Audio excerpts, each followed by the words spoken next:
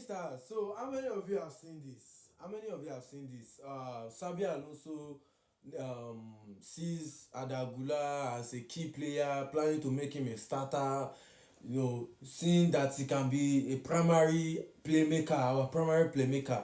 Now, this is not a problem. This is not an issue because we've all seen how Arda Guler is a key part of our build-up process. Whenever we are with the ball, how important he is. In terms of in possession work, how good he is. But the problem now is that if Sabi Alonso sees Adagula as a player that is going to be important for us, in deeper areas when we have possession. If he sees Adagula as a player that is going to be important for us in deeper areas when we have possession, then Adagula will need to work on his defensive abilities. He will need to work on his defensive abilities because right now he is not a good dweller at all. That is one of his deficiencies. That is where he fell short. That's why I saw that it was that PSG match that really exposed him to me that this guy is bad off the ball and he needs to work on his defensive ability. That was why I was one of the architects of playing Bellingham in deeper areas to assist Adagula whenever we are without the ball, to assist him in midfield. But I sat down again and thought to myself that playing Bellingham in deeper area, it also limits him himself, because I have thought about it. We keep on saying, oh, Bellingham should go back to his Dortmund days. Let him go back to his Dortmund days. He was more better there playing in deeper areas. Yes, he was better. He was good playing in deeper areas, but it limited him. Jude Bellingham playing in advanced area is the best position for him. Playing as a box to box, playing more advanced, playing more close to goal is the best option for him and for the team because of what he brings to the team. Jude Bellingham is the most intelligent final third midfielder ever.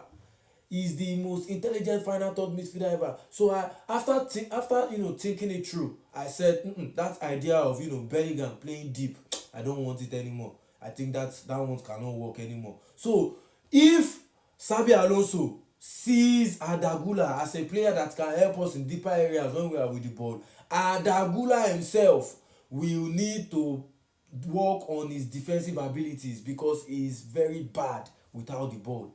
He is not a good dweller, which is why I see him much better playing between the lines. He is much better playing between the lines. That is why Kama now coming into this, Kama coming into the team, Kamavinga coming into the team is a very big plus for us. That's why I'm still hitting on this Kamavinga.